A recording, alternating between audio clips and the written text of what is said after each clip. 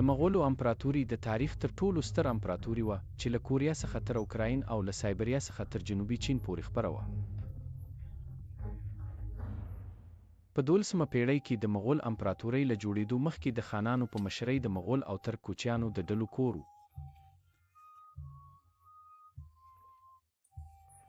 خلکو پسونه، غواګانې او اوښان ساتل. دوی په خیمو کې ژوند کاوه او د دوبي او ژمي په موسم کې کډه کېدل. کوچۍ ښځو د پام وړ واک درلود، د کډه کولو، رمو او سوداګرۍ اداره یې کوله. په عین حال کې نارینه و په اسواره جګړو کې تخصص درلود. دغه کوچیانو ډلو ډېری وخت یو بل سره جګړه کوله. دی د تیموجین چې په یوه اشرافي مغولي کورنۍ کې زیږېدلی و بدلون وموند. سره له دې چې په کم عمر کې خپل پلار له لاسه ورکړ او په غربت کې لوی شو، هغه په چکۍ سره د نورو مشرانو سره د ستراتیژیکو اتحادونو په جوړولو سره واک ته ورسېد. د نورو خانانو برعکس تیموجین د وړتیا پر بنسټ سرتیرو ته ترفیع ورکوله او د هغوی ترمنځ یې په مساوي ډول د غنیمت مالونه ویشل. د هغه تر ټولو غوره اقدام دا و چې هغه کوچیان چې هغه فتح کړي وو د خپلو سرتیرو په منځ کې خپاره کړل، ترڅو دوی د هغه په وړاندې یو ځای نشي. دې نوښتونو هغه نه درېدونکی کړ او په 1206 کال کې هغه د خیمو خلک متحد کړل او چنګیز خان شو.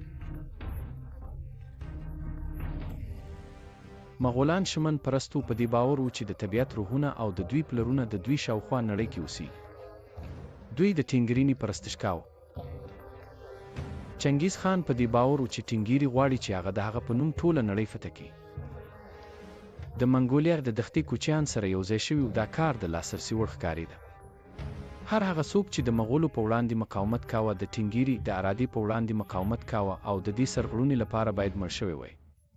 د چنګیز خان په مشرۍ مغولو لومړی د شمالي چین او ختیځ اسلامي ځمکې لاندې کړې.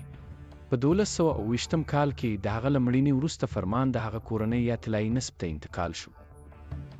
په 1213 لسیزه کې د چنګیز خان زامنو او لونو د منځنۍ اسیا ترکانو او روسي شاهزادګانو ته ماتې ورکړه. بیا په 1241 کال کې 2 اروپایي لښکرې له منځه یوړې.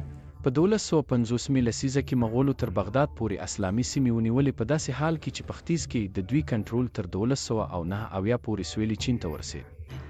د مغولو امپراتورۍ دننه ژوند یوازې جګړه، لوټماري او ویجاړتیا نه وه. کله چې مغولو یوه سیمه ونیوله، دوی د هغه داخلي سیاست یوازې پرېښود او د ځایي ادارو څخه یې د حکومت کولو لپاره کار واخیست.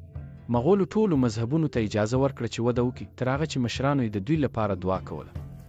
که څه هم دوی په منظمه توګه صنعتکاران، عالمان او انجینران نیول، دوی هغه څه ستایل چې د متخصصین یې کولی شو او په زوره یې په ټوله اسیا کې ځای پر ځای کړل چې خپل کار ته دوام ورکړي. په امپراتورۍ کې تر ټولو قیمتي تولید ورېښم له چین څخه، سره زر له تبت څخه او بدونکي له بغداد څخه و. د مغول واکمنانو ورڅخه جامې جوړولې، د هغوی اسونه یې پوښول او خیمو کې ترې کار اخیستل کېده. مغولانو په ځانګړي ډول د چین څخه د باروتو تخنیکرانو ته ارزښت ورکاوه. د یوریشیا ډیره برخه په سیاسي توګه سره متحد و. سوداګري د ورېښمو لارې په اوږدو کې وده وکړه. پیغامونه د اسونو د پیغام رسونکو او پوستو پراخه سیستم لخوا رسېدل. په سمندر کې پیاوړې سوداګري دوام درلود، په ځانګړې توګه د لوښو په برخه کې.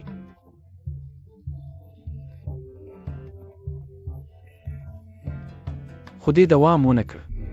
د لوی خان ځایناستې په اتوماتیک ډول مشر زوی نه کېده، بلکې ورونو، ترونو او د تره زامنو ته اجازه ورکړل کېده چې د مشرتابه لپاره سیالي وکړي او د مشرانو کونډو میرمنو د خپلو زامنو سرپرستي کوله.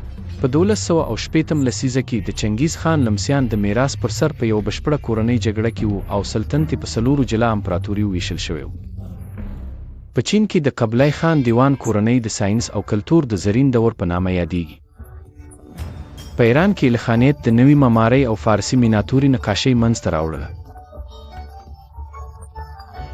په مرکزي اسیا کې چغتای خانات د تیمور او د هغه اولاد بابر په څیر مشران رامنځته کړل، چا چې په هند کې د مغولو امپراتورۍ بنسټ کېښود او په ختیځه اروپا کې د سرو زرو لښکر کلونه واکمني وکړه، تر هغه چې د مسکووي په نوم یوه سوداګریزه پوسته د نړۍ په یوه لوی ځواک بدله شوه.